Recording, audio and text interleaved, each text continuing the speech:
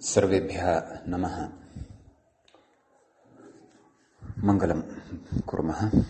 मुनित्रयं नमस्कृत्य तदुक्तिः परिभाव्य च वैयाकरणसिद्धान्तकौमुदीयं विरच्यते।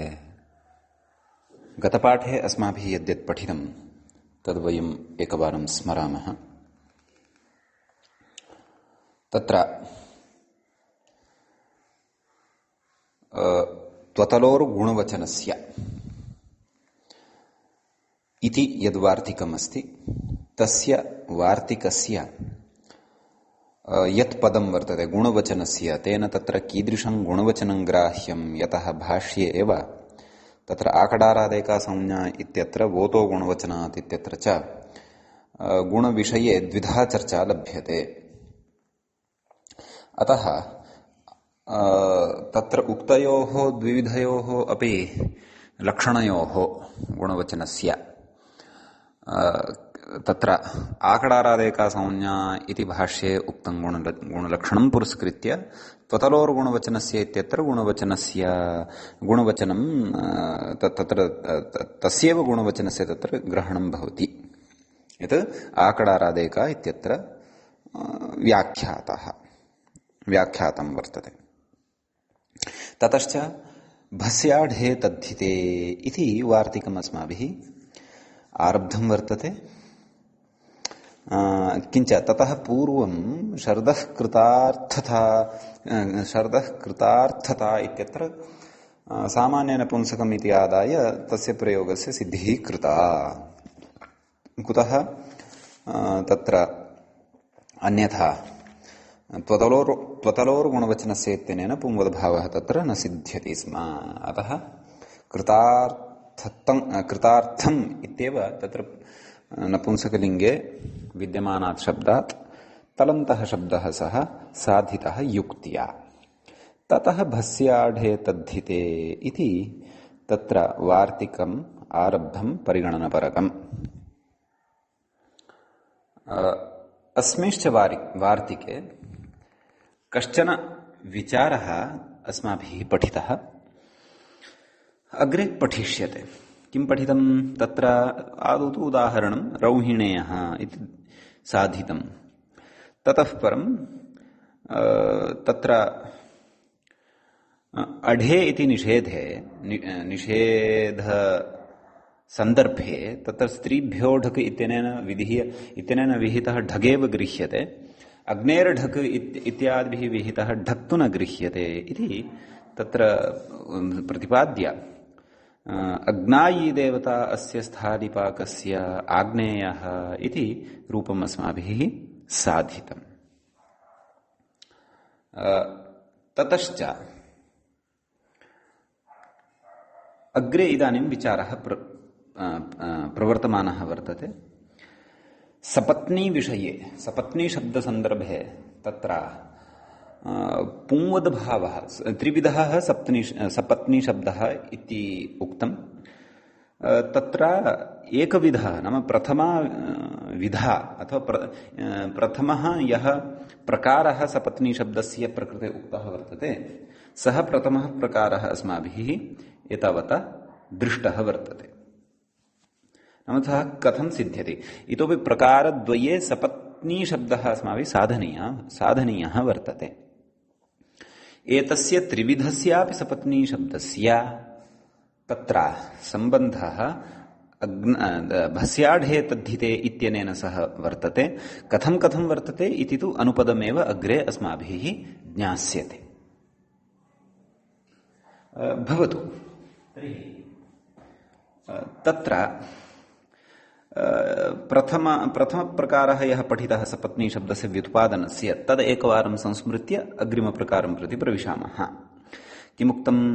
सपत्नी शब्दस्त्रिधा व्युत्पादनभेदादिति शेषः। ततः शत्रुपर्यायादिति एवमुक्तं खलु। मूले किमुक्तं? शत्रुपर्यायात् सपत्नशब्दात्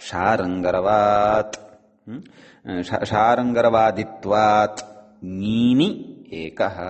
नाम शत्रुपर्यायः यः सपत्ना इति शब्दः वर्तते तत् सपत्न इत्यस्मात् शब्दात् तत्र ङीन् प्रत्यये स्त्रीत्वविवक्षायां ङीनि सति सपत्नी इति शब्दः भवति, सिद्धः भवति। शत्रुपर्यायः सपत्न इति शब्दश्च प्रसिद्धः वर्तते कोशेषु। रिपौ वैरिसपत्नारिद्विषद्वेषण दुर्हृदः इति कोशादिति भावः। एषः शब्दः भाषितपुंस्कः वर्तते। कुतः? यतः तत्र तच्छब्दगतं यत् प्रवृत्तिनिमित्तं निमित्तकत्वं वर्तते सपत्नत्वं, तद् अन्यत्रापि साम्यं भजते, अपि भाषितपुंस्कत्वं तस्य वर्तते। अतः अयं भाषितपुंस्कः वर्तते प्रथमः शब्दः। द्वितीयविषये इदानीम् अस्माभिः चर्चा करिष्यते। एतावान् विचारः तु गते पाठे अपि कृतः आसीत्। इदानीम् अग्रे कथयति। तत्र विवाहनिबन्धनमिति मूले पठनीयं किं? समानः पतिः यस्याः इति विग्रहे विवाहनिबन्धनं पतिशब्दम् आश्रित्य नित्यस्त्रीलिङ्गः द्वितीयः। तत्र अवधानं कर्तव्यं। द्वितीयः सपत्नी इति यः शब्दः वर्तते, सः सपत्नी शब्दः नित्यस्त्रीलिङ्गः वर्तते, अपि च विवाहनिबन्धनः वर्तते। एवं खलु? तत्र विवाहनिबन्धनः इत्यस्य कः आशयः इति चेत् विवाहजनितसंस्कारविशेषनिमित्तकः इत्यर्थः। कथयति व्याख्याता किम्? विवाहजनितसंस्कारविशेषनिमित्तकः अस्ति एषः द्वितीयः शब्दः। अतः एतं द्वितीयं शब्दं आश्रित्य तत्र नाम समानः पतिः यस्याः इति विग्रहे विवाहनिबन्धनं पतिम् आश्रित्य नित्यस्त्रीलिङ्गः द्वितीयः नाम द्वितीयः शब्दः निर्मितः भवति इत्यर्थः। अथवा द्वितीयः शब्दः एषः प्रवृत्तः वर्तते इत्यर्थः। तत् कथयति, अग्रेपि कथयति। नाम अत्र विवाहजनितसंस्कारसम्बन्धः अस्य शब्दस्य वर्तते। कुतः? समानः पतिः यस्याः इति खलु उच्यते। तर्हि पतिः कदा कश्चन सम्भवति? तत्र यदा पाणिग्रहणसंस्कारः सम्पद्यते ततः परमेव। यथा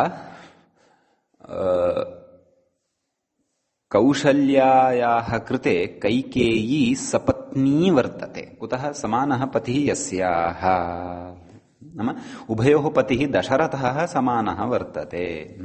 तत्र कौशल्यायाः अपि विवाहः दशरथेन जातः, कैकेय्याः अपि विवाहः दशरथेन जातः। अतः प्रकृतेस्तादृशः एषः शब्दः विवक्षितः वर्तते। अग्रे कथयति। पतित्वं सप्तमे पदे। सप्तपदी इति भवति खलु क्व पाणिग्रहणसंस्कारे। तर्हि तत्र सप्तपदस्य न्यसनसमये तत्र पतित्वं सम्भवति, पतित्वं गम्यते कस्यचित् पुरुषस्य। अतः इत्यादि स्मरणादिति भावः, नाम इत्यादि स्मृतिग्रन्थात् तद् आश्रियते। अग्रे कथयति। आश्रित्य इत्यनन्तरं प्रवृत्तः इति शेषः। मूले आश्रित्य इत्युक्तं खलु। आश्रित्य प्रवृत्तः इति तत्र योजनीयम्। योजयित्वा वाक्यस्य तत्र सिद्धि, वाक्यस्य अन्वयः अथवा वाक्यस्य अर्थः ज्ञातव्यः। कथं तर्हि वाक्यं? समानः पतिः यस्याः इति विग्रहे विवाहनिबन्धनं पतिशब्दम् आश्रित्य प्रवृत्तः नित्यस्त्रीलिङ्गः द्वितीयः शब्दः सपत्नी इति। एवं खलु? तर्हि अत्र अवधानं कुर्वन्तु। गतशब्दः प्रथमशब्दः शत्रुपर्यायात् स्त्रीलिङ्गे यः सपत्न इति शब्दात् स्त्रीलिङ्गे यः व्युत्पादितः, स्त्रीलिङ्गे यः निर्मितः, सः भाषितपुंस्कः। कुतः? पुंसि अपि सः भवति इति कृत्वा।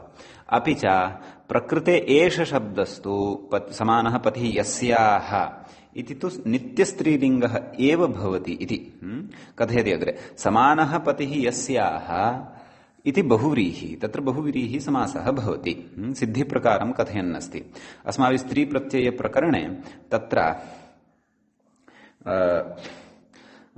सूत्रमेकं पठितमासीत् स्मरेयुः भवन्तः नित्यं सपत्न्यादिषु इति तेन सूत्रेण निपातनात् सभावः नाम समान इति शब्दस्य स्थाने स इति आयाति ञीप्नत्वञ्च अपि च पति शब्दस्य तत्र नकारान्तादेशः भवति ञीप् च भवति केन नित्यं सपत्न्यादिषु इत्यनेन सपत्न्यादिगणे च केचन शब्दाः सन्ति तत्र पठिताः अतः समानः पतिः यस्याः इति विग्रहे समानपति इति स्थितिः लभ्यते समानपति इत्यवस्थायां नित्यं सपत्न्यादिषु इत्यनेन सूत्रेण समानशब्दस्य स्थाने स अपि च पतिशब्दस्य तकारस्य न इति अपि च ङीप् भवति सपत्नी इति शब्दः निर्मीयते अयं शब्दः नित्यस्त्रीलिङ्गः वर्तते तदेव कथयति अग्रे नित्यस्त्रीलिङ्गः इति कथयति अन्यपदार्थस्य स्त्रीत्वे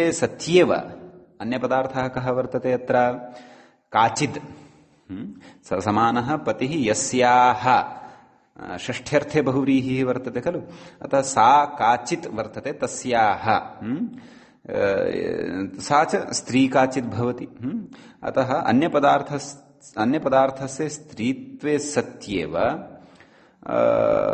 अपि च पतिः तु कस्याश्चित् स्त्रियः एव खलु सम्भवति कस्यचित् पुरुषस्य तु न सम्भवति खलु स तु दुष्टः कालः अधुना आयातः यत् पुरुषस्यापि कश्चन पुरुषः पतिः भवति नाम स्वाम्यर्थे न पत्न्यर्थे तदेव समलैङ्गिकविवाहाः ये आरब्धाः वर्तन्ते भारतेऽपि अधुना पूर्वं विदेशे आसन् एवमेव कस्याः स्त्रियः पतिः अपि काचित् स्त्री अपि भवितुम् अर्हति सा सर्वापि अनिष्टा परम्परा सा न अस्माकं वैदिकी परम्परा तु या वर्तते आर्षपरम्परा तु तत्र स्त्री तत्र नाम पतिः कस्याश्चित् स्त्रियः एव भवितुम् अर्हति न तु कस्य पुरुषस्य पत्न्याः इत्यस्मिन् अर्थे नाम स्त्री तस्य पत्नी पत्न्याः कश्चन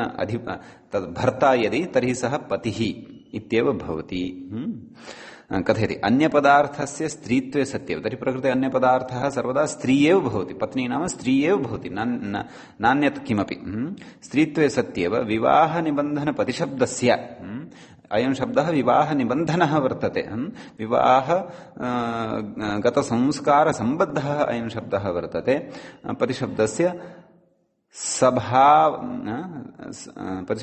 सभावादिविधानादिति भावः तद् नित्यं सपत्न्यादिषु इत्यनेन समानशब्दस्य स इति अपि च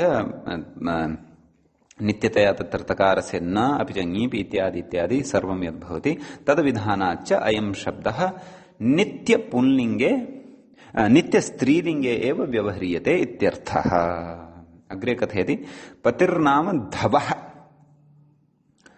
इति कोशादिति भावः कोशे तत्र अमरकोशे अस्ति धवः प्रियः पतिर्भर्ता धवः प्रियः पतिर्भर्ता न पत्युः एतानि नामानि भवन्ति धवः इत्यपि उच्यते प्रियः इत्यपि उच्यते भर्ता इत्यपि उच्यते अमरकोशे द्वितीयकाण्डे षष्ठे वर्गे 35 श्लोके इदम् आयातं वर्तते तत्र द्रष्टुं शक्नुमः अपि कोशेऽपि तथा उक्तं वर्तते पतिशब्दः विवाहनिबन्धनः अपि भवति इति अतः द्वितीयः अयं शब्दः यः वर्तते सः शब्दः नित्यस्त्रीलिङ्गः भवति अधुना तृतीयः यः शब्दः अस्ति तस्य विषये पश्यामः त्रिविधः सपत्नी शब्दः भवति इति उक्तं खलु पत्नी शब्दस्त्रिधा तद्विषये मूले एव उक्तम् अस्ति तत्र व्युत्पत्तौ साम्यमेव लक्षितं स्यात् इति कृत्वा पार्थक्येन सः शब्दः नोक्तः न व्याख्यातः व्याख्यात्रा अतः अस्माभिः मूलं दृष्ट्वैव तस्य तृतीयशब्दस्य प्रकारः ज्ञातव्यः किमुक्तं मूले पश्यन्तु स्वामिपर्याय पतिशब्देन भाषितपुंस्कस्तृतीयः सिद्ध्यति इत्यर्थः। एवं खलु। स्वामिपर्यायः अपि कश्चन पतिशब्दः भवति। एकः पतिशब्दस्तु विवाहनिबन्धनः, अपरः पतिशब्दः स्वामिपर्यायः भवति। स्वामिपर्यायः यः अस्ति सः तु कः पत्नी सपत्नी शब्दः स्वामिपर्याय पतिशब्देन निर्मितः इति अथवा पतिशब्देन प्रवृत्तः अथवा पतिशब्देन निर्मितः यः सपत्नी इति शब्दः सः भाषितपुंस्कः भवति। स च तृतीयः सपत्नी शब्दः भवति। तत्र च कथं विग्रहः क्रियते इति चेत् तत्र विग्रहः क्रियते समानः पतिः अर्थात् स्वामी यस्य सः सपतिः इति पुंलिङ्गे भवति, समानः पतिः यस्याः सा सपत्नी इति स्त्रीलिङ्गे भवति। तत्र स्वाम्यर्थे अस्ति इति चिन्तनीयम्। पूर्वं व्याख्याते सपत्नी शब्दे पत्युः अर्थः, भर्तुः अर्थः, प्रकृते तु स्वामिनः अर्थः वर्तते इति सा स्पष्टता बुद्धौ स्थापनीया। अतः प्रकृते तद् पुल्लिङ्गे सपतिः इति शब्दः भवति, स्त्रीलिङ्गे सपत्नी इति शब्दः भवति। तदेव समानशब्दस्य स्वभावे नित्यं सपत्न्यादिषु इत्यनेन अपि च ङीप् नत्वं च तत्र भवति, नत्वं ङीप् च तत्र भवति। अतः सपत्नी इति शब्दः सिद्ध्यति इत्यर्थः। तर्हि त्रिविधाः एते शब्दाः अस्माभिः पठिताः। त्रिविधः एषः शब्दः सपत्नी इति शब्दः अस्माभिः पठितः, तस्य व्युत्पत्तिप्रकारश्च अस्माभिः पठितः। अस्तु, तर्हि त्रिविधेष्वपि शब्देषु अवधानं पुनः कर्तव्यं यत् प्रथमः सपत्नी शब्दः भाषितपुंस्कः, कुतः पुल्लिङ्गे अपि भवति स्त्रीलिङ्गे अपि भवति। द्वितीयः सपत्नी इति शब्दस्तु भाषितपुंस्कः न नित्यस्त्रीलिङ्गः वर्तते, सः पुमांसं न भाषते इति कृत्वा तस्य तुल्यप्रवृत्तिनिमित्तकत्वं न भवति इति कृत्वा सः शब्दः नित्यस्त्रीलिङ्गः। तृतीयः यः शब्दः वर्तते स्वामी पर्यायात् पतिशब्दात् यः निर्मितः वर्तते सपत्नी इति शब्दः, सः विशेष्यश्चेत् यस्य स्वामी वर्तते सः यदि पुंसि तर्हि पुंसि अपि भवति सपतिः इति, यदि स्त्रीलिङ्गे वर्तते तर्हि अन्यपदार्थः यदि स्त्रीलिङ्गे वर्तते तर्हि सः स्त्रीलिङ्गे अपि भवति इति कृत्वा सोऽपि शब्दः भाषितपुंस्कः वर्तते। तर्हि त्रिविधव्युत्पत्तिम् आदाय यः शब्दः अस्माभिः यः सपत्नी इति शब्दः एतावता दृष्टः, तत्र कां व्युत्पत्तिम् आश्रित्य कस्य सपत्नी शब्दस्य पुंवत्वं कस्य च पुंवत्वं न इति एषः विषयः अत्रैव दृढतया मनसि स्थापनीयः, तदा अग्रे विषयः स्पष्टः भवति। अतः सः विषयः अस्माभिः पठितः एव। शत्रुपर्यायात् सिद्धः भाषितपुंसकः सपत्नी इति शब्दः, पतिपर्यायात् सिद्धः नित्यस्त्रीलिङ्गः पतिशब्दः, स्वामिपर्यायात् पतिशब्दात् सिद्धः सपत्नी इति शब्दः पुनः भाषितपुंस्कः। प्रथमः तृतीयः च शब्दः सपत्नी इति भाषितपुंस्कः, द्वितीयः यः प्रकृते साधितः सः तु भाषितपुंस्कः न, सः तु शब्दः तत्र नित्यस्त्रीलिङ्गः भवति, अभाषितपुंस्कः भवति, भाषितपुंस्कः न भवति। अस्तु, एतावान् विषयः जातः खलु। इदानीम् अग्रे प्रविशामः। कथं भस्याढे तद्धिते इति आरब्धे वार्तिके अत्र सम्बन्धः भवति अथवा सम्बन्धः न भवति इति इदानीम् अग्रे आलोचयिष्यते। कथयति आद्ययोरिति किं कथितं पूर्वं पश्यन्तु। आद्ययोः शिवाद्यण् इति नाम शत्रुपर्यायं सपत्नशब्दं विवाहनिबन्धनं पतिशब्दं च आश्रित्य प्रवृत्तयोः सपत्नीशब्दयोः इत्यर्थः।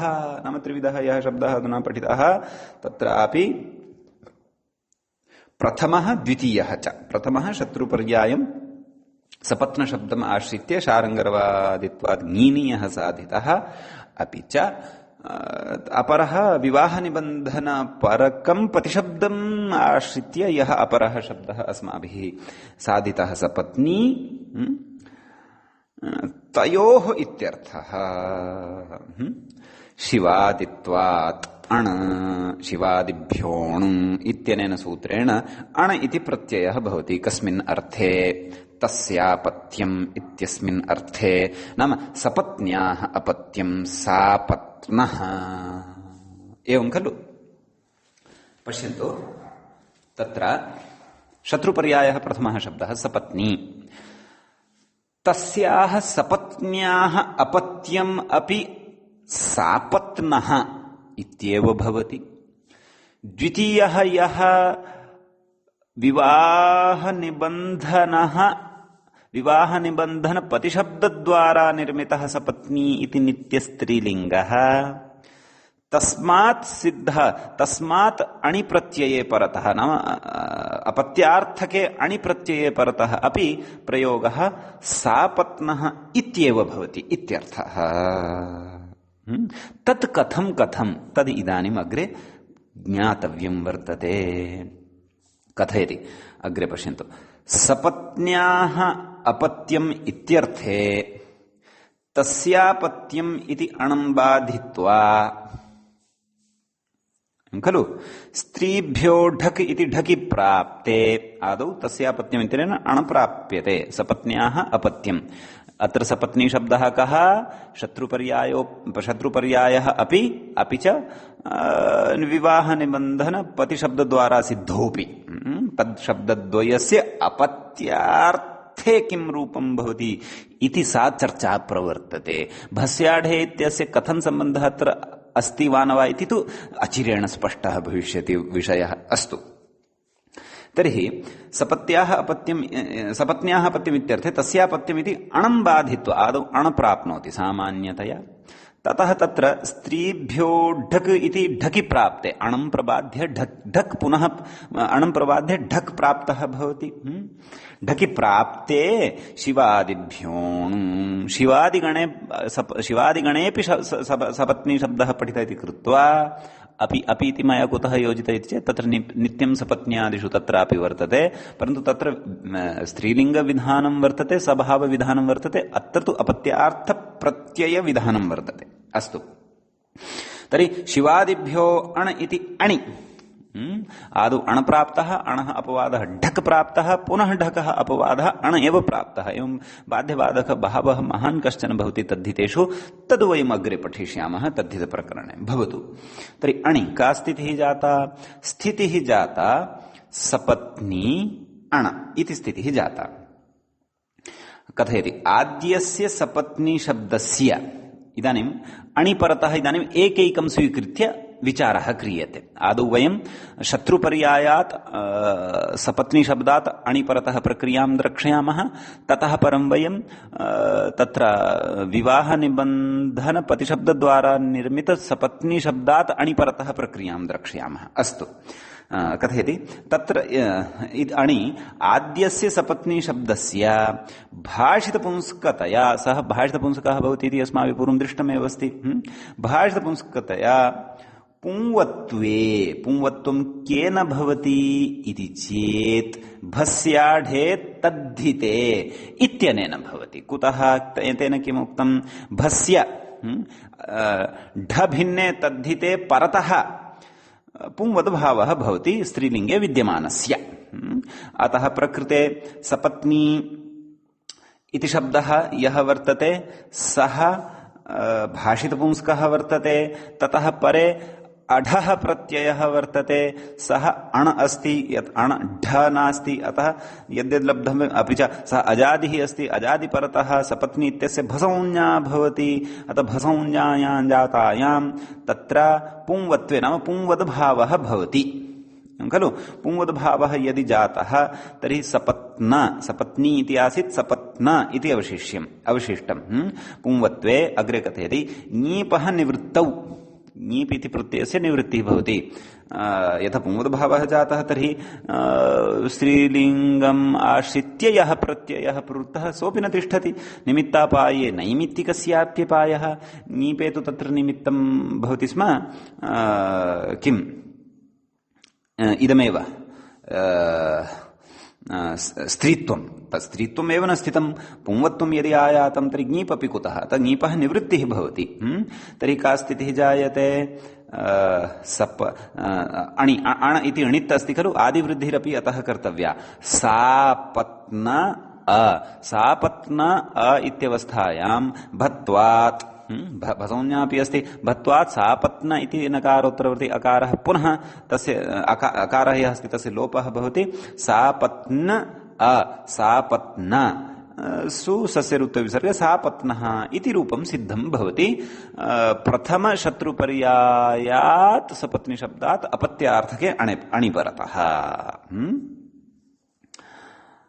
तत्र कथयति अग्रे, न तु नकारस्यापि निवृत्तिः इति, नाम सपत्नी इति शब्दात् खलु अणविहितः, अतः नकारस्यापि तत्र निवृत्तिः भवतु। यथा नित्यं, यथा तत्र यथा अग्रिमे एव शब्दे पठिष्यते, तत्र सपत्नी इत्यत्र स्त्रीलिङ्गे एव तत्र नत्वं भवति, अपि च ङीप् भवति, समानस्य स इति भावः भवति। अतः तादृशीं व्युत्पत्तिं मनसि संस्थाप्य प्रकृते नकारस्यापि निवृत्तिः भवेत् इति तु न शङ्कनीयं। कुतः कथयति? शत्रुपर्याय सपत्न शब्दस्य, नाम सपत्न शब्दः यः शत्रुपर्यायः वर्तते, अव्युत्पन्न प्रातिपदिकतया सः तद् अव्युत्पन्नं प्रातिपदिकं वर्तते। सपत्न इति तावदेव रूढशब्दः सः वर्तते। रूढशब्दः नाम तत्र अव्युत्पन्नत्वं यस्य भवति, यत् न व्युत्पाद्यते इति। सपत्न इति शब्दस्य अव्युत्पन्न प्रातिपदिकतया तत्र नकारस्य स्त्रीत्व निमित्तकत्वाभावात् तत्र न विधानं यद् भवति तत् स्त्रीलिङ्गे भवति। यथा नित्यं सपत्न्यादिषु अथवा तत्र पत्युर्नो यज्ञसंयोगे इत्यादिषु तत्र स्त्रीत्वं निमित्तं भवति। अतः एव प्रतिशब्दस्य नकारान्तादेशः भवति। प्रकृते तो स्त्रीत्वं निमित्तं नास्ति खलु। कुतः? यतः सपत्न इति शब्दः यः वर्तते सः शत्रुपर्यायः अव्युत्पन्नः वर्तते। अतः तत्र स्त्रीत्वं निमित्तीकृत्य सः नकारः आगतः इति नास्ति। अतः पुंवद्भावे सति नकारोऽपि इतः अपसरेत् इति तु न शङ्कनीयम् इत्यर्थः। अतः प्रथम शत्रुपर्यायात् शब्दात् अपत्यार्थे अणिपरतः सापत्नः इति रूपं भवति इति अर्थः। एवं खलु। इदानीं द्वितीय तत्र विवाह निबन्धनं प्रतिशब्दम् आश्रित्य प्रवृत्तः यः सपत्नी शब्दः तस्य अपत्य विषये चिन्तनीयम्। तस्य अपत्यमपि सापत्नः इत्येव भवति। परन्तु कः व्युत्पत्तिक्रमः, किं व्युत्पत्तिवैचित्र्यं तद् अधुना अस्माभिः द्रष्टव्यं वर्तते। किं कथयति? द्वितीयस्य तु नाम सपत्नी इति शब्दः यः विवाह निबन्धनं प्रतिशब्दमाश्रित्य प्रवृत्तः, सपत्नी शब्दस्य ङीब्नत्वाभ्याम् उत्पन्नस्य, सः शब्दः ङीब्नत्वाभ्याम् उत्पद्यते खलु। कः तत्र विग्रहः कृतः? समानः पति यस्याः इति। तत्र च अस्माभिः नित्यं सपत्न्यादिषु इत्यनेन ङीप्नत्वं च विहितं, समान इत्यस्य स इति भावः च विहितः। उत्पन्नस्य शिवाद्यणि, अत्रापि शिवादिभ्योण इत्यनेन पूर्व प्राग्वत् अणप्रत्ययः विधीयते। अणिकृते का स्थितिः जाता? सपत्नी अण। अणिकृते भाषितपुंस्कत्वाभावात्, भाषितपुंस्कत्वं नास्ति अस्य। कुतः? नित्यस्त्रीलिङ्गम् इदं वर्तते, तत्पूर्वमेव अस्माभिः प्रतिपादितं। भाषितपुंस्कत्वाभावात् न पुंवत्वं न भवति। एवं खलु। तर्हि पुंवत्वं न भवति तर्हि किं भवति इति चेत् अग्रे कथयति। किन्तु स्थितिः का वर्तते तावता? सपत्नी अण, सपत्नी अ, आदिवृद्धि णित्वात् तद्दितेषु चामादेः इत्यनेन सापत्नी अ इति अस्ति। किन्तु ङीपः यस्येत् च इति लोपे, ङीपः लोपः भवति। तर्हि किं जायते? सापत्न सापत्न सापत्न इति रूपम् इत्यर्थः। अतः एवं रीत्या तत्रापि सापत्नः इत्येव रूपं भवति। पुंवद्भावस्य तु प्राप्तिरेव न भवति। यदि पुंवद्भावः भवति स्म तर्हि नकारः अपि गच्छति स्म, ङीप् तु गच्छति स्म एव। परन्तु नित्यस्त्रीलिङ्गत्वात् तत्र पुंवद्भावः न भवति। पुंवद्भावः भाषितपुंस्कस्य एव भवति। केन? भस्याढे तद्धिते इत्यनेन। अतः द्वितीय सपत्नी शब्दात् अणिप्रत्यय, अपत्यार्थके अणिप्रत्यये परतः भस्याढे तद्धिते इत्यस्य प्रवृत्तिः न भवति। परन्तु प्रथम शत्रुपर्यायात् तु सपत्नी शब्दात् अणिपरतः भस्याढे तद्धिते इत्यनेन तत्र पुंवद्भावः भवति। परन्तु तस्य अव्युत्पन्नत्वात् नकारः न गच्छति, सः तथैव तिष्ठति इत्यर्थः। एवं खलु? कथयति सति तु पुंवत्वे ङीब् नकारयोः निवृत्तौ सापतः इति स्यात्, तत्तु अनिष्टम्। यदि पुंवद्भावः स्यात् तर्हि ङीपपि गतः, नकारोऽपि गतः, किमवशिष्टम्? सापति इति अवशिष्टम्। सापति भत्वाद् इकारलोपः, सापतः इति प्रयोगः भवति स्म। स तु प्रयोगः अनिष्टः, अनपेक्षितः, नापेक्षितः इति कृत्वा तत्र द्वितीय सपत्नी शब्दादपि सापत्नः इत्येव प्रयोगः निर्मीयते। तर्हि भरतः कौशल्यायाः सापत्नः वर्तते, अथवा लक्ष्मणः कौशल्यायाः सापत्नः वर्तते, अथवा रामः सुमित्रायाः सापत्नः वर्तते। एवं रीत्या व्यवहारः अथवा प्रयोगाः अस्मिन् विषये अस्माभिः अन्विष्य कर्तुं शक्यन्ते इत्यर्थः। समीचीनम्। अस्तु, इदानीं तृतीय शब्द विषये व्यवस्था द्रष्टव्या वर्तते। तत्र किं रूपं भवति तद्द्रष्टव्यम्। तत्र रूपम् अस्माभिः सापत्यः इति साधनीयं वर्तते। परन्तु किमर्थं तत्र सापत्नः इति रूपं न? कुतः तत्र सापत्यः इत्येव रूपम् अस्ति? तत्तु इदानीम् अस्माभिः प्रक्रियां पठद्भिः अग्रे गन्तव्यम्। कथयति किं? तृतीयात्विति। तृतीयात्तु इति नाम तत्र तृतीयः यः शब्दः अस्माभिः स्वामिपर्याय पतिशब्दम् आश्रित्य निर्मितः भाषितपुंस्कश्च, तस्यापि भाषितपुंस्कत्वम् आसीत्। पुंलिङ्गे सपतिः इति रूपं, स्त्रीलिङ्गे सपत्नी इति रूपं भवति। अतः तस्याः सपत्न्याः अपत्यं सापत्यः इति भवति। तत् एवं सेत्स्यति। किं कथयति अग्रे व्याख्याता इति चेत्, स्वामिपर्यायं पतिशब्दम् आश्रित्य प्रवृत्तात् सपत्नी शब्दात् पत्युत्तरपदलक्षणः ण्य एव इति अन्वयः। सपत्नी शब्दात् तत्र पत्युत्तरपदलक्षणः ण्यः। पत्युत्तरपदलक्षणः ण्यः विधीयते केन सूत्रेण? तत्सूत्रं भवति दित्यपत्युत्तरपदाण्यः। दितितः ण्ये दैत्यः, आदित्यात् ण्ये आदित्यः, पत्युत्तरपदात् ण्ये तत्र तद्धितेषु अस्माभिः अन्यानि अपि रूपाणि पठिष्यन्ते। प्रकृते सद्यः सापत्यः इति रूपं द्रक्ष्यते। कथयति सपत्न्याः। इदानीं तृतीय सपत्नी शब्द विषये विचारः अस्ति। तद् बुद्धेः नापसरेत्। सर्वेपि विचाराः बुद्धौ भवेयुः, तदा एव अग्रिमः विचारः स्फुटः स्यात्। अस्तु, किं कथयति? सपत्न्याः अपत्यम् इत्यर्थे तस्यापत्यम् इत्यणं बाधित्वा, प्रकृतेऽपि अण् प्राप्तः, दित्यपत्युत्तरपदाण्यः इति ण्य एव इत्यन्वयः, नाम ण्यप्रत्ययः एव भवति इति अन्वयः। एवं खलु? नाम तृतीयात्तु सः ण्यः एव भवति इत्यर्थः। तत्र कथयति ननु सपत्नी शब्दः न पत्युत्तरपदः। तेन उच्यते किं? दित्यपत्युत्तरपदात्, दितिशब्दात् आदित्यशब्दात् तादृशाच्च शब्दात् यस्य शब्दस्य उत्तरपदं पतिशब्दः भवति। उत्तरशब्दः पतिशब्दः भवति, अथवा उत्तरपदं पतिः भवति। तस्मात् तत्र ण्यप्रत्ययः भवति।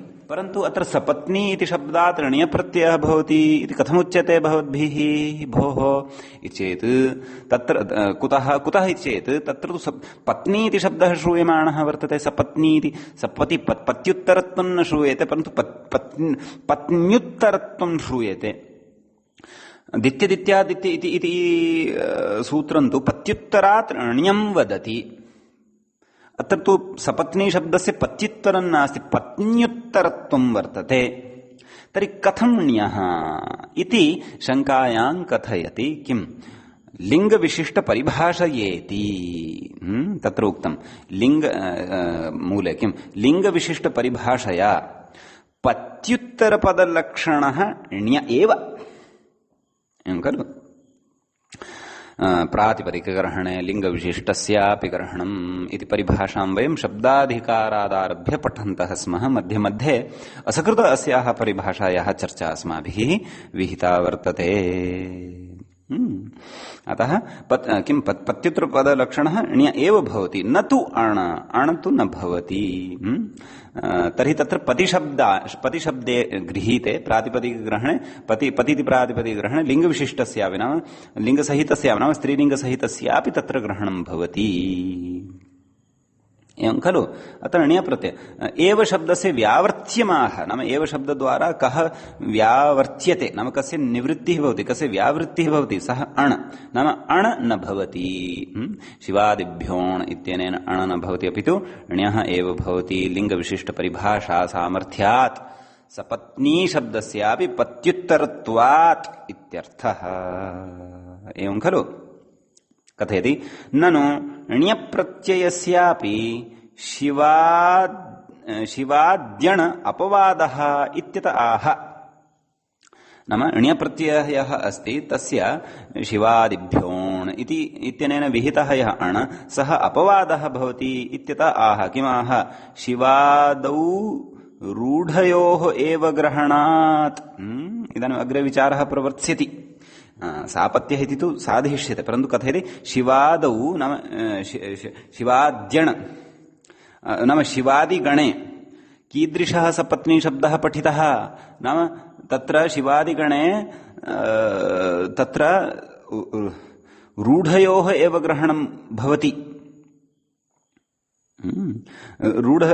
रूढशब्दः नाम तत्र अव्युत्पन्नयोः एव तत्र ग्रहणं भवति इत्यर्थः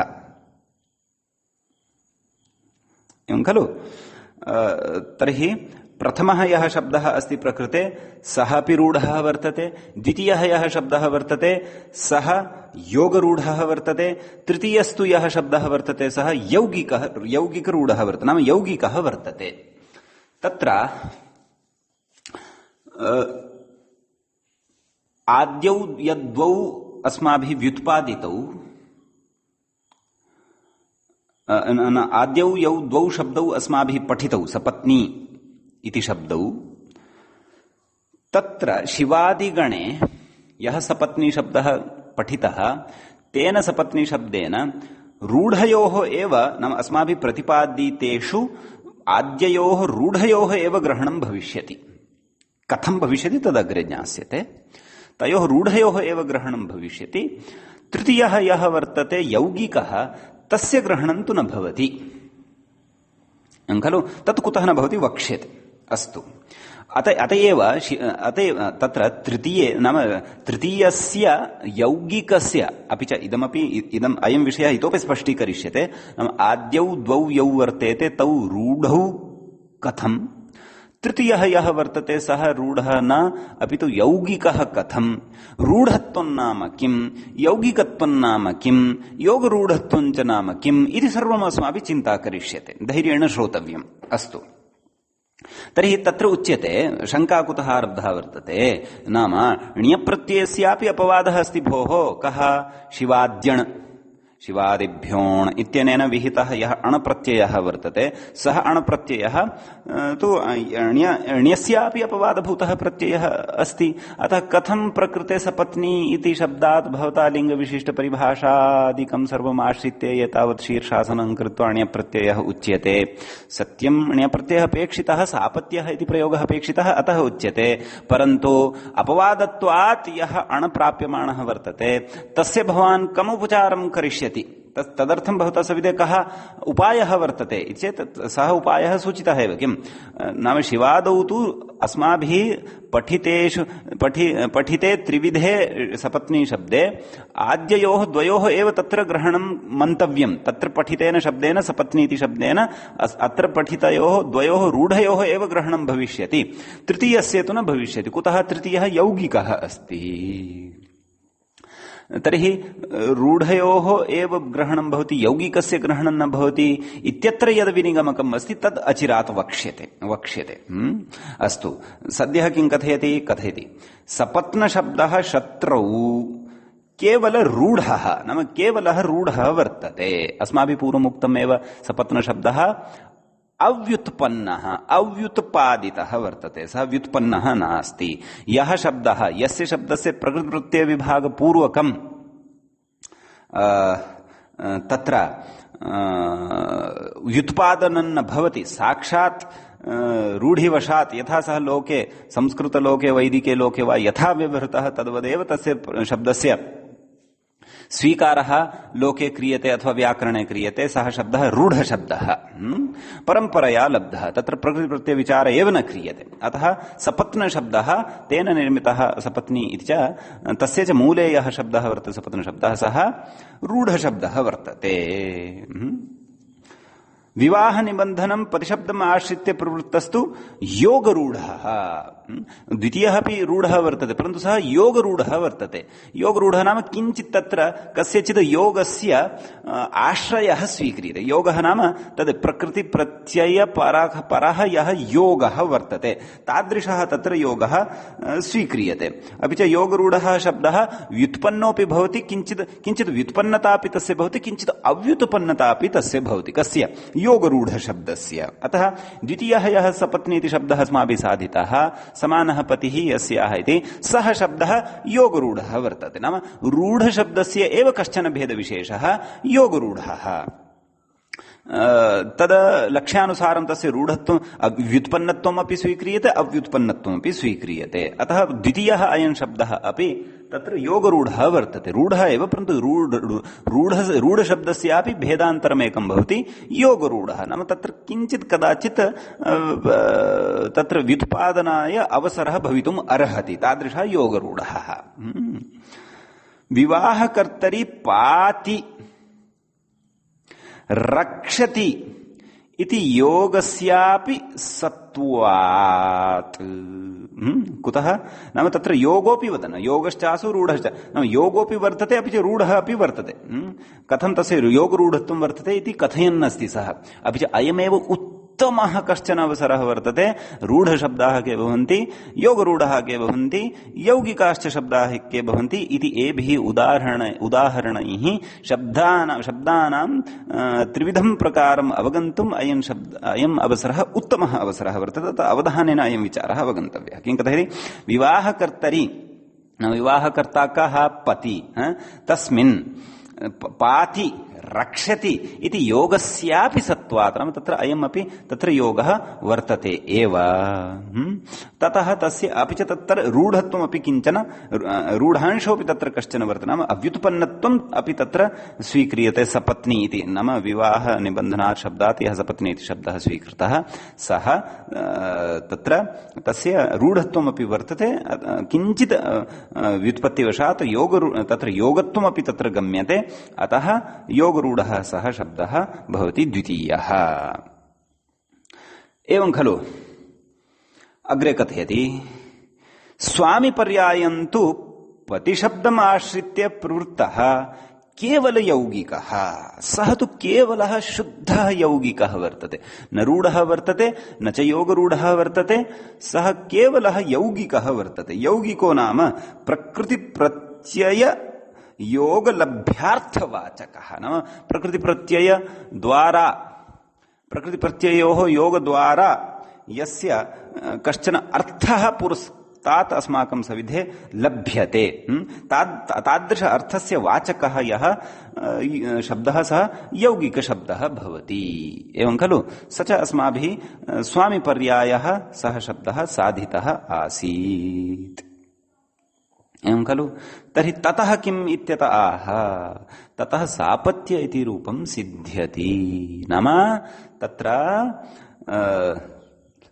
न ततः प्राक्तनपङ्क्तिः मया त्यक्ता तां पङ्क्तिं पुनः पठामि प्राक्तनीं पङ्क्तिं पठामि किं कथयति शिवादौ रूढयोः एव ग्रहणम् विचारः आसीत् नाम प्रथमद्वौ शब्दौ रूढौ स्तः नाम प्रथमः रूढः द्वितीयः योगरूढः रूढशब्दस्य एव अपरः भेदः कश्चन योगरूढः नाम यत्किञ्चित् तत्र योगाय अपि अवसरः भवति प्रकृतिप्रत्ययविचाराय अपि कश्चन अवसरः तत्र भवति अतः द्वितीयः योगरूढः शब्दः भवति तत्र शिवादिगणे तु तयोः एव ग्रहणं कृतं वर्तते ग्रहणम् अस्ति न तु केवलस्य यौगिकस्य तत्र ग्रहणं नास्ति तर्हि तत् कथं ज्ञायते तद् वस्तुतः लक्ष्यं दृष्ट्वा ज्ञायते तर्हि अत्र किं विनिगमकं यत् अस्तु प्रयोगान् दृष्ट्वा भवता इदं निश्चितं यत् शिवादिगणे रूढयोः एव ग्रहणं वर्तते नाम रूढस्य अपि च योगरूढस्य एव तत्र ग्रहणं वर्तते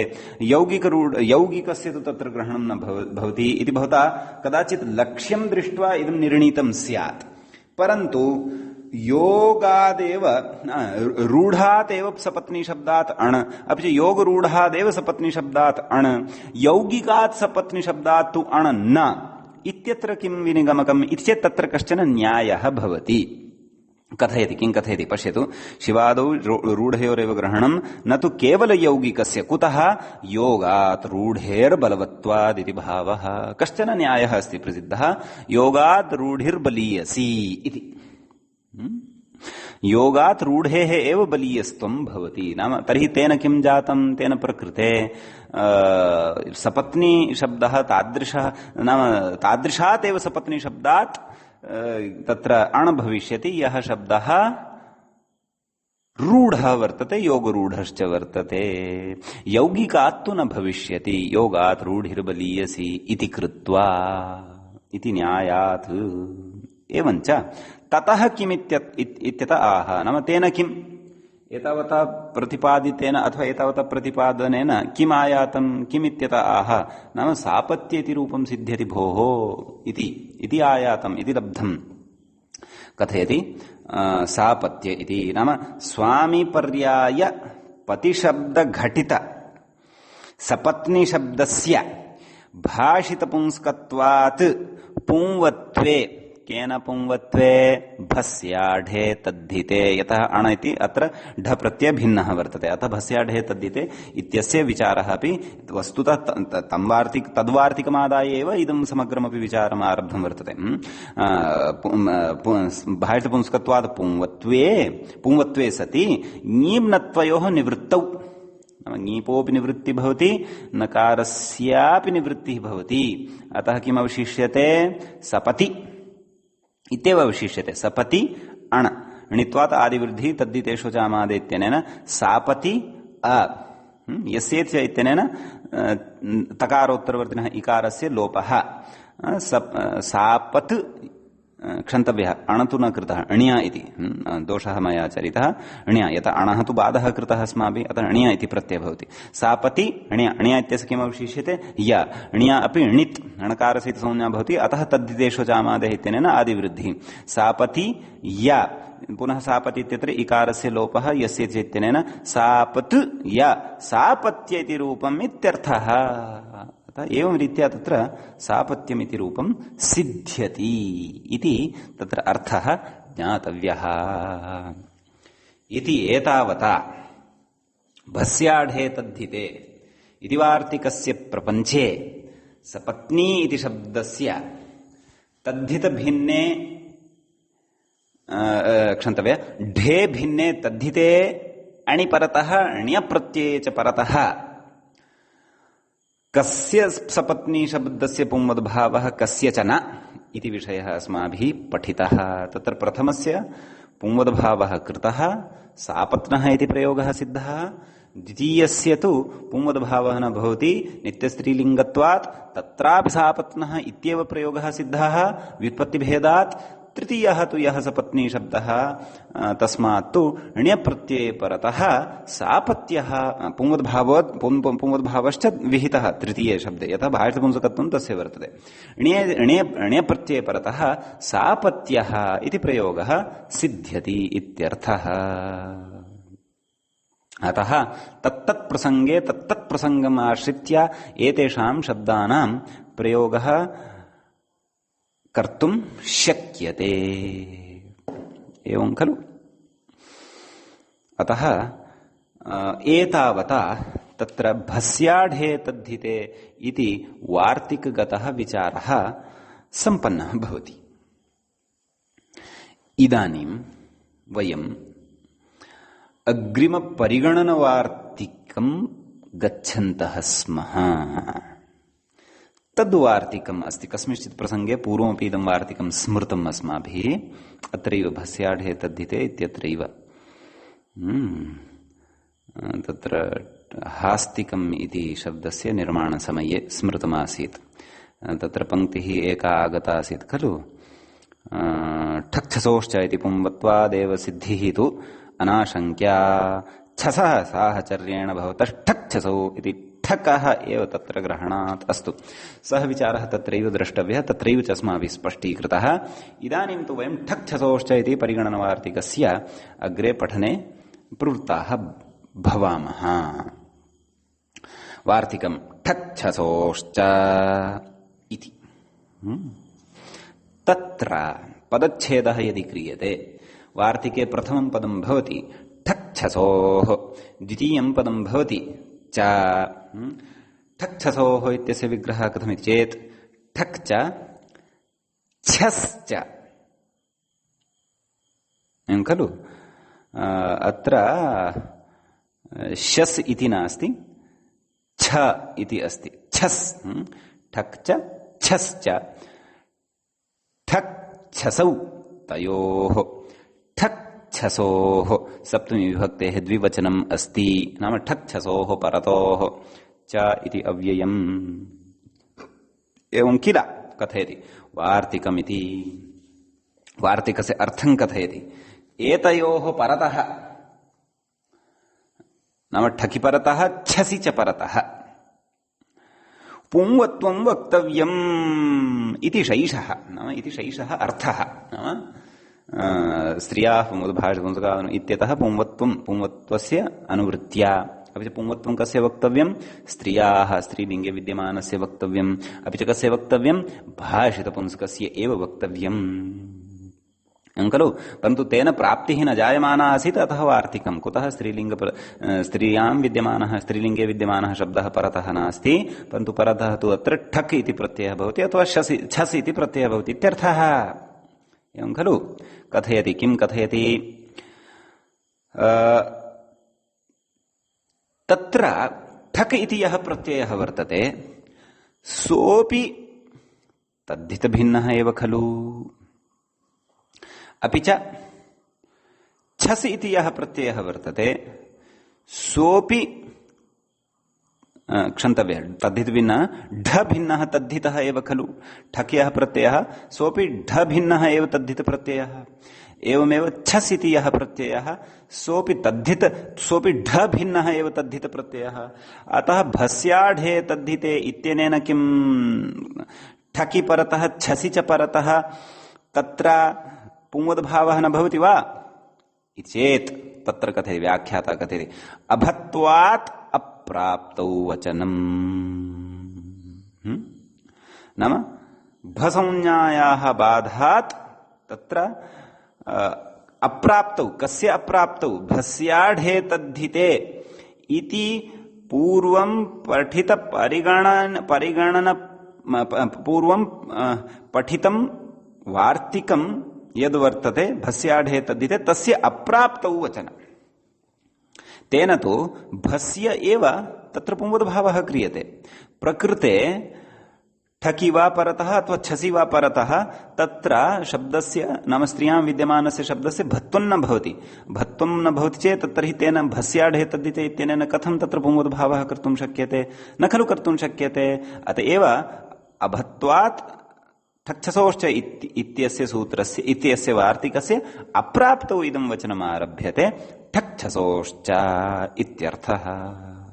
एवं खलु इति वार्तिकस्य अर्थः। इदानीम् अभत्वादिकं कथं भवति तत्तु सर्वम् उदाहरणयोः सिद्धिं दृष्ट्वैव ज्ञास्यते। किमुच्यते? भावत्काः भवदीयाः इति मूले उक्तं। किं? भवत्याः छात्राः भावत्काः नाम एते छात्राः भवत्याः वर्तन्ते इति वक्तुम् एते भावत्काः छात्राः वर्तन्ते इति प्रयोगः क्रियते। एते भवत्याः छात्राः वर्तन्ते इति वक्तुम् एते भवदीयाः छात्राः वर्तन्ते इत्येव तत्र प्रयोगः क्रियते इत्यर्थः। एवं खलु? तत्र कथयति तस्येदम् इत्यधिकारे तस्य इदम् इत्यस्मिन् अधिकारे सूत्रं पठितं। किं? भवतष्ठक्छसौ नाम भवत् इति शब्दात् ठक् इति प्रत्ययः ष्ठस् इति च प्रत्ययः भवति। भवतष्ठक्छसौ इति भवति शब्दात् ठक्छसौ तर्हि रूपद्वयं युगपत्साध्यमानं वर्तते। अत्र भवती इति शब्दः यदा भवत्याः इत्यत्र मूलशब्दः कः इति चेत् भवती इति शब्दः वर्तते। अतः भवती शब्दात् ठक् इति प्रत्ययः तत्र भावत्काः इति प्रयोगस्य निर्माणार्थम्, अपि च भवती शब्दात् छस् इति प्रत्ययः भवदीयाः इति प्रयोगस्य निर्माणार्थम्। ठकि ककारस्य इति संज्ञा, छसि सकारस्य इति संज्ञा। एवं खलु? अस्तु, तर्हि तत्र किं कथयति? ठक्छसौ लिङ्गविशिष्टस्यापि ग्रहणात्। कथं? भवत् शब्दात् खलु तत्र ठक्छसौ उक्तौ। भवती शब्द केन? भवतष्ठक्छसौ इत्यनेन भवतः इत्युक्तम्। भवत्याष्ठक्छसौ इति तु नोक्तम्। अतः लिङ्गविशिष्टपरिभाषया प्रातिपदिकग्रहणे लिङ्गविशिष्टस्यापि ग्रहणमिति परिभाषया तत्र भवती इति शब्दादपि ठक् अपि च छस् इति प्रत्ययः भवितुम् अर्हति इत्यर्थः। तत्र उच्यते किं? तत्र ठकि नाम यदा ठक् परतः भवति तदा इकादेशात् प्रागेव नाम इकदेशः ठस्य एकः इत्यनेन इक इति आदेशः क्रियते ठ स्थाने। ततः पूर्वमेव इकादेशात् प्रागेव ठावस्थायामेव ठकः ककारः इति संज्ञकः खलु, अतः ठ इत्येव विशिष्यते खलु। अतः ठावस्थायामेव पुंवत्वे नाम ठावस्थायामेव पुंवत्वं भवति। का स्थितिः भवति? भवति ठ भवति ठ इत्यवस्थायां भवन्तः पश्यन्तु। ठावस्थायां तु ठकः अजादित्वं न लब्धं वर्तते। यतः अजादित्वे सत्येव भत्वं स्यात्। कस्य? भवति इत्यस्य, न वा? इदानीं किञ्चित् ध्यानेन श्रोतव्यम्। अग्रे यः विचारः किञ्चित् प्रतिपाद्यमानः वर्तते तत्र सूक्ष्मबुद्धिः कर्तव्या। सरलः विचारः, परन्तु एकोऽपि विषयः यदि बुद्धेः निर्गतः तर्हि अग्रे स्पष्टता न भविष्यति। भवतु, अतः अवधानेन शृण्वन्तु। तर्हि उच्यमानं किं वर्तते? नाम ठावस्थायामेव पुंवद्भावः भवति। ठ स्थाने आदौ इकादेशः भवति, इकादेशानन्तरं तत्र पुंवद्भावः भवति इति नास्ति। यथा तत्र इकादेशः इकादेशे सति तु भत्वं लप्स्यते। कस्य? भवति इति शब्दस्य भत्वं लप्स्यते चेत् तर्हि तु भस्याढे तद्धिते इत्यनेनैव सिद्धिः भविष्यति। अतः तत्र ठक्छसोश्च इति वार्तिकस्य किं प्रयोजनम् इति चेत् छसि परतः तु प्रयोजनं स्यात्, ठकि परतः तु प्रयोजनं न स्यात् इति चेत् तत्र उच्यते ठावस्थायामेव तत्र पुंवद्भावः भवति। इकादेशं विधाय तु पुंवद्भावः न भवति। तत्र ठावस्थायामेव पुंवद्भावः कर्तव्यः। पुनः तत्र अत्रैव शङ्कायामपि पुनः एकः शङ्का, नाम सिद्धान्ते काचित् शङ्का, नाम ठावस्थायामेव पुंवद्भावः कर्तव्यः। ठ स्थाने इकादेशः आदौ न कर्तव्यः, इकादेशं विधाय तत्र पुंवद्भावः न कर्तव्यः। कुतः न कर्तव्यः? तस्य तु समाधानम् अग्रे वक्ष्यते। परन्तु सद्यः किं वदन् अस्ति? तद् शृण्वन्तु, तद्बुद्धौ अवधारयन्तु। शङ्कामपि बुद्धौ स्थापयन्तु, सापि तस्यापि निवारणं भविष्यति। वैयाकरणस्य इदमेव खलु वैशिष्ट्यम्। सर्वान् विचारान् युगपद् बुद्धौ आचर्य संस्थाप्य युगपत् विचारं करोति, बुद्धेः सामर्थ्यं वर्धयति, बुद्धेः परिपक्वतां वर्धयति। तेन बुद्धिः परिपक्वता चेत् तर्हि सत्यासत्यस्य निर्णये तस्याः सामर्थ्यं जायते, तेन मोक्षमार्गः प्रशस्तः भवति। अस्तु, भवतु। व्याकरणाध्ययनस्य तु अन्यानि अपि प्रयोजनानि वर्तन्ते, बहूनि प्रयोजनानि वर्तन्ते, परन्तु बुद्धिः वैशद्यं बुद्धितैक्ष्ण्यम् इत्यपि अस्ति एव। भवतु। बुद्धितैक्ष्ण्यं समीचीनेषु विषयेषु प्रयोक्तव्यम् अथवा दुष्टेषु इत्यपि विवेकः व्याकरणेन सम्भवति। तत् कथं सम्भवति तदग्रे वक्ष्यते। भवतु। तर्हि किमुच्यते? ठावस्थायामेव पुंवत्वे इकादेशं बाधित्वा,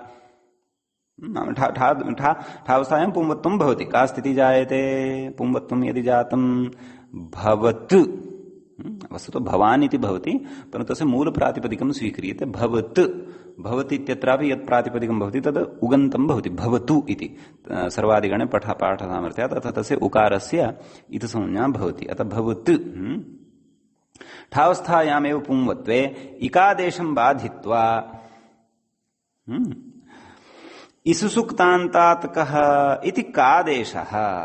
समीचीनं। वस्तुतः इकादेश एव न भवति भोः अत्र। समीचीनं। प्रकृते इकादेशः एव न भवति, तत्र इकादेशस्य प्राप्तिः जायते, परन्तु इसुसुक्तान्तात् कः किमुच्यते तेन? इसन्तात्, उसन्तात्, उगन्तात्, तान्तात् च ठ स्थाने क इति आदेशः भवति। ठस्य कः इति प्राप्यमाणः आसीत्, परन्तु एतेन क इति आदेशः भवति। क इति आदेशे सत्यपि भत्वं न लभ्यते। कस्य? भवति इत्यस्य। अतः भस्याढे तद्धिते इत्यनेन पुंवत्वं न सम्भवति, अपि तु ठक् छसोश्च इत्यनेनैव पुंवत्वं तत्र वक्तव्यम् इत्यर्थः। तर्हि एतावन्तं विचारं पश्यन्तु। अत्र इतोपि अग्रे विचारः अस्ति, सूक्ष्मः विचारः अग्रे कर्तव्यः वर्तते। पुनः छसि परतः अपि उदाहरणं द्रष्टव्यं वर्तते। तत्सर्वं वयम् अग्रिमपाठे विचारयामः। एतावन्तं विचारं बुद्धौ संस्थाप्य अत्रैव वयं पाठस्य स्थगनं, पाठस्य उपसंहारं कुर्वन्तः स्मः। अत्रैव मङ्गलम्। मुनित्रयं नमस्कृत्य तदुक्तिः परिभाव्य च वैयाकरणसिद्धान्तकौमुदीयं विरच्यते। सर्वेभ्यः श्रोतृभ्यः नमः।